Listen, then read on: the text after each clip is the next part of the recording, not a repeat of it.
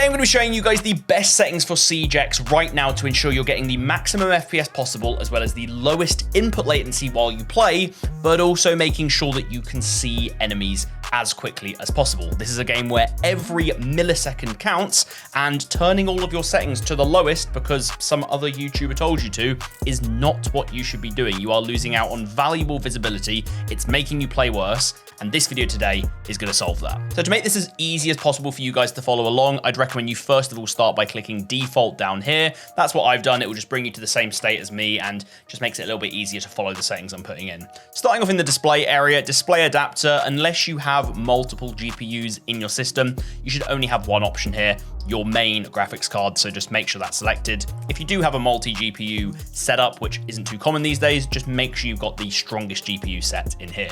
Next up, monitor, another fairly simple one. Just make sure you've got the correct monitor set. If you have two different monitors, you ideally want the one with the higher resolution and the higher refresh rate, because the game's going to look a lot cleaner and run a lot smoother. Okay, so for me, that's my Alienware monitor, 360 Hertz that I've got in front of me right here. Resolution's another very simple one. You want to set this to the native resolution of your monitor. For me, that's 1440p or 2560 by 1440. If you were playing on a 1080p monitor, then that option would be 1920 by 1080. Just make sure that this setting matches your resolution of your monitor. For the display mode, if we're focused on performance, which we are today, then ideally you want to be running this at full screen. It does make it so that alt tabbing in and out of the game is a little bit slower, but it gives the game full priority of your GPU while it's in focus. It's not trying to render something in behind it, which can happen with windowed or borderless. However, I will admit, I do like to run it on borderless because I do alt tab in and out. It only makes the performance slightly worse, so this is more of a use case by use case basis. So yeah, full screen if you want to get best performance, borderless if you need a little bit of flexibility. For the refresh rate setting, you just need to make sure this is set to the number that's nearest your monitor's refresh rate. These numbers won't be exactly as they are, so if you have 144 Hertz, it'll be the 143.91 option, 240 would be this one, 360, which is my option, is this one. What it should be is the furthest right option in the list. You shouldn't get access to higher refresh rate options than your monitor allows. So maybe you didn't even realize you had a 240. Maybe you thought you had a 144. Check if the option's here. If it is, you might have a higher refresh rate monitor than you thought, and this will really help with input latency and just making the game feel as smooth as possible. Moving on to aspect ratio, this is the first setting where there's a bit of a debate on what is the best option and really should be trying different things out.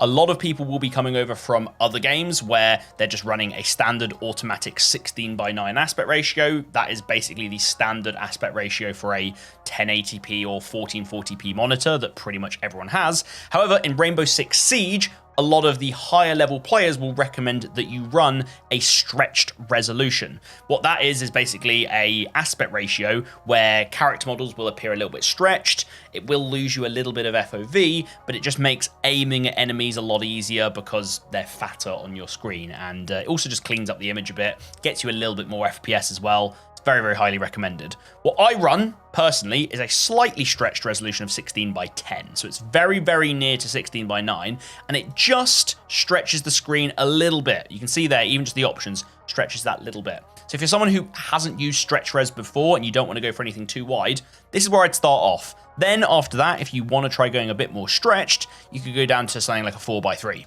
which is going to stretch it even more, make the view models a lot bigger, but it might throw you off a little bit if you're not used to it. Personally, as I said, I'd recommend 16:10 to start off, and then move yourself over to 4:3 if you feel like that's going to help you out. Today's video is very kindly supported by NTE, an anime-style open-world urban RPG that blends supernatural chaos and amazing performance for a UE5 title. This is a true gem that utilizes UE5 to its fullest to make its cyberpunk city feel the most alive it possibly can. Even with a mid-tier GPU, the devs have assured that this game will run beautifully. Crowd density, fine. Particle effects, everywhere, running smooth. That signature UE5 lighting, it's all here. You've got real-time weather and lighting in here. When it rains, you feel it in the game's physics. Streets become slippery, vehicle handling becomes a true skill that you have to master. And there's also snow as well. We're talking snow that accumulates over time. It reacts to wind. Cars drift more, NPCs take cover. You really feel like you're in a blizzard. If I had to pick one prime example of the insane tech under the hood here, it would have to be for the new character Hotori when she uses her ultimate. She basically makes time completely freeze. When you've got different weather effects happening and you freeze time, it looks ridiculously cool. You'll be very pleased to know that this game, despite its UE5 backbone, has been smooth as anything. This game just runs. It just runs smoothly. And if you're liking what you've seen here today, pre-registration is open right now in the description down below. You just need to head down there, sign up. I'm being dead serious, guys. If you've been waiting for a truly next-gen open world experience that is immersive and stylish, this is it. Don't wait around. Go check it out. VSync is a big no-no. I know it's saying over here that it's going to help eliminate screen tearing. In reality, screen tearing is not something you're going to be experiencing much of as you start playing on higher refresh rate monitors. If you're still stuck on a 60 Hertz monitor, please get yourself off of it. But either way, do not use VSync. It adds on these extra bits of frame buffering, which leads to a much higher input latency and makes the whole game feel like it's just lagging a little bit behind. You put an input in and it's slightly behind, just a couple of frames. And once again, in a game like this, 2 frames, you're dead. Those frames mean everything. Keep this off. And speaking of screen tearing, if you are experiencing it and you just need to get rid of it, maybe your monitor's just a little bit faulty and it tears like hell, rather than using VSync, you can apply an FPS limit, but that will only go up to 144. So really, this is only ever useful if you're running a 144 Hertz monitor and you're getting very bad screen tearing, maybe just because it's not a very good monitor. If you set your FPS limit to 144, that should basically do what VSync was trying to do, but without all the bad input latency. However, for everyone else, just keep this off. You want your FPS to go as high as possible in this game. Milliseconds mean everything. I'm going to keep saying it. So yeah, they're the 2 options, either off or 144 if you're in that specific use case. Widescreen letterbox, just keep that off. That's not something that we want. And then field of view, people have different opinions on what you should set this to. I personally think you should just be running this at 90. Main reason being is that as I said, we're running this aspect ratio, which is going to reduce that FOV a little bit anyway. You need to counteract that by maxing this out, not running it at 80, not running it at 84, what some pros telling you to run. Get that all the way to the right. Get as much vision as possible to counteract the slightly stretched aspect ratio. It's going to give you really good field of view whilst keeping the enemies nice and fat on your screen. The last 2 options in here are HUD display area and menu display area. Honestly, the only reason to change these is if you find yourself having to look a bit too far to the extremities of your monitor to get information like how much ammo you've got. If you find yourself dying in situations basically because you're not reloading, it might just be helpful to bring in that HUD display area a little bit. It'll bring in those elements and you'll find yourself not missing that key information as much. Once again, though, that's only really a specific use case, and most other people should be keeping this to 100 because it keeps stuff out of the way of the main bit of the screen where you're trying to focus on in those tough mid to end round situations. Menu display area, completely personal preference. This affects where everything sits on your menu at the main menu screen, so I would just leave it at 100. Doesn't really do anything in game. Okay, now it's time for the big boy section, graphics. Lots of stuff in here. As I said at the beginning of the video, so many videos say just come in here and turn everything to low. Please don't do that. There is no reason to, and you are actually hurting your own gameplay experience. So for NVIDIA Reflex Low Latency, you want to make sure that this is anything but off. I'll explain which of the 2 on versions you want in just a second, but basically this is just a no-brainer. It activates some very, very cool tech that NVIDIA brings with their GPU that will just instantly reduce latency when you play pretty much any game, hence why NVIDIA Reflex Low Latency is in pretty much every multiplayer game these days. It's very good. But which of on plus boost you should use, we can find out by reading the text over here. It says for on plus boost that GPU clock frequencies are kept high in CPU bound cases. A CPU bound case is a system where your CPU is a lot weaker than your GPU, which is very, very common for a lot of gaming PCs. That used to be the case for me, because a lot of people will skimp out a little bit on the CPU because it only needs to run at a certain level, and then they'll get their nice big GPU to try and hit all of those high frame rates. If you're in that situation, just basically look at your CPU and your GPU, look how old the CPU is in comparison to the GPU. If you're in that scenario, run on plus boost. It's going to work a little bit better. However, if you're in any other case where either maybe your CPU is stronger than your GPU, which doesn't tend to be very common, or they're around the same, which is what I've got, then on will work better for you. And if you're in a situation where you don't know which situation you're in, try out on and on plus boost over a couple of different games, see if you can feel the difference.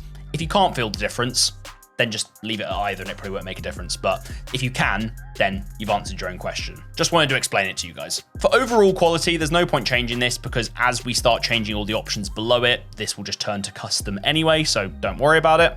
And then we have texture quality. First of the many settings that everyone says you should just lower. I just don't see the point in turning it all the way to the lowest. It doesn't clean up the game. It actually smears a lot of textures and makes a lot of things that you're looking at look like blurry messes. I think bringing some of that texture quality into your game is very good for sharpening up bits and actually giving you some depth to what you're looking at, making you much easier able to spot heads against certain backgrounds as you're peeking around corners. So what I would do is just look straight down here because texture quality is basically completely bound by your VRAM in your GPU. So I've got an RTX 4080, which is obviously something which a lot of you guys may not have anything close to, but that gives me 16 gigs of VRAM, meaning that if I start turning this up, even up to very high, I'm not even touching that VRAM limit. And when you're not touching that VRAM limit, you will basically see no performance impact at all of changing your texture quality. You're just getting free, better looking games. I don't have the ultra textures installed. I wouldn't recommend using those because they are this extra DLC and they've been known to be a bit buggy. So what I'd recommend is if you have the ability to run these at least at high, if not very high. You are literally turning them to low for no reason other than to make your game look worse and make your game sense a lot worse, okay? Just judge based on this line down here. Same thing goes for texture VRAM limit. This is another option where as we turn it up and down, you'll see that we start pushing up and down this number.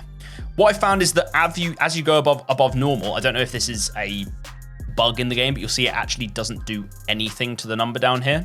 And I haven't noticed anything in game changing as a result of it. What I'd recommend in general you do is you should be putting this to either normal or above normal, giving the game as much access to that VRAM usage as it needs to, rather than choking it by running it on low. A lot of people just read it as low thinking, it's low, it's going to run better. No.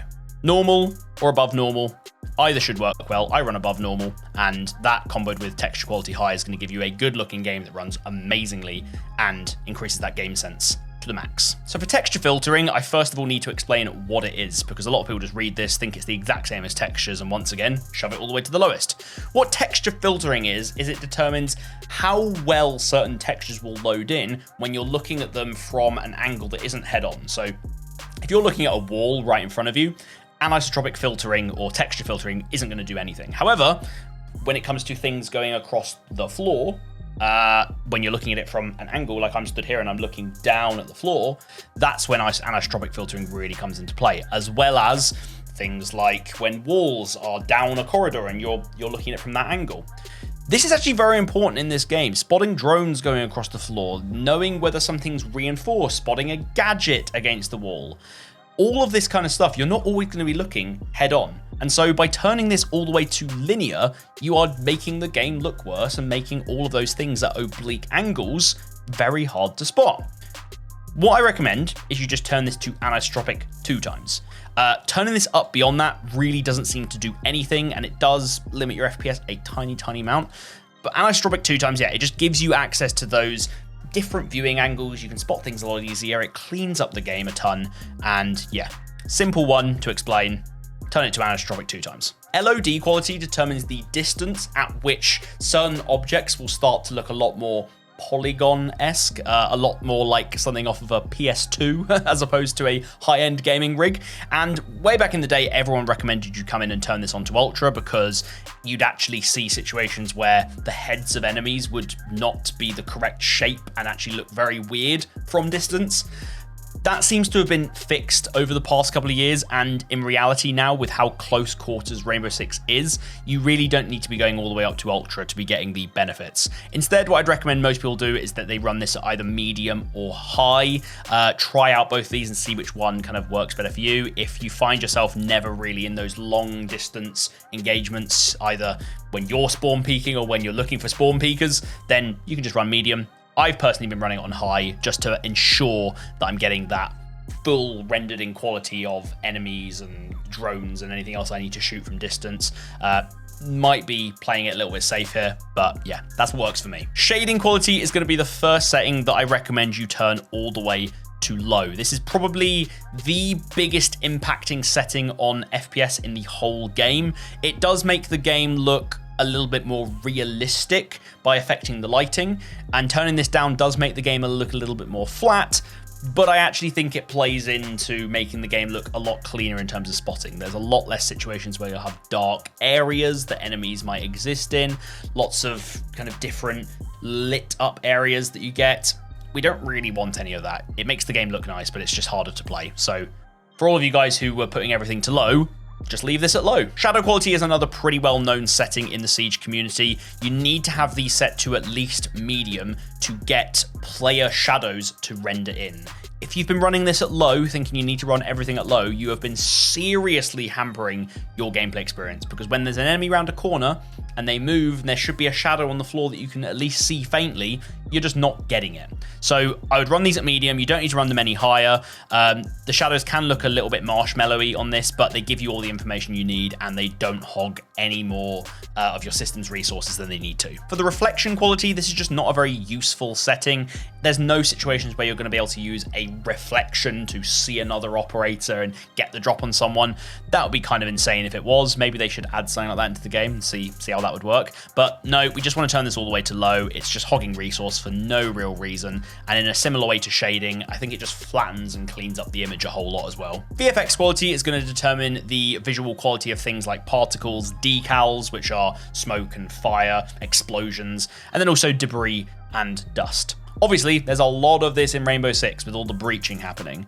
What I found to be the best option here, because turning this all the way to low not only makes a lot of these explosions and stuff look kind of grainy and pixelated and bad, but that grainy and pixelation also makes it kind of hard in those split-second moments to spot an enemy who might be through a breach as they, breach using a thermite or breach using an ace. So I found a nice happy medium is actually the medium setting. It just cleans up a lot of those visual effects without hogging a lot of frames out of your system. Honestly, if you were to turn this up, it would only actually drop your FPS when those explosions were going off, but there are a lot of them in this game, so yeah, go with the happy medium of medium. Ambient occlusion is a setting that makes your game look really, really nice and immersive by adding a lot of soft shadows around objects where certain light would be diffusing off them if you were really there. But once again, in a similar way to what I said about shading and reflection quality, this is something that we want to turn actually completely off. This will flatten the hell out of your game. It will make it look a lot less visually appealing, annoyingly, but it is going to make it a lot easier to potentially spot enemies who are prone behind desks or playing off of cover where there might be little shadowy areas that it would be harder to spot them. Just makes them stick out like a sore thumb, especially if they're playing an operator with a dark helmet, something like a mute or a smoke. You're just going to spot them so much easier by turning this off. Moving on to lens effects and zoom in depth of field. Both of these are very simple. Turn them off. They are unnecessary post-processing that is just going to make your game a lot more messy in terms of what you're looking at. Things like depth of field, which blur stuff around when you zoom in. Why the hell would you ever want that? If I'm ADS, I want to be able to see someone's head pop out on the side of my screen here.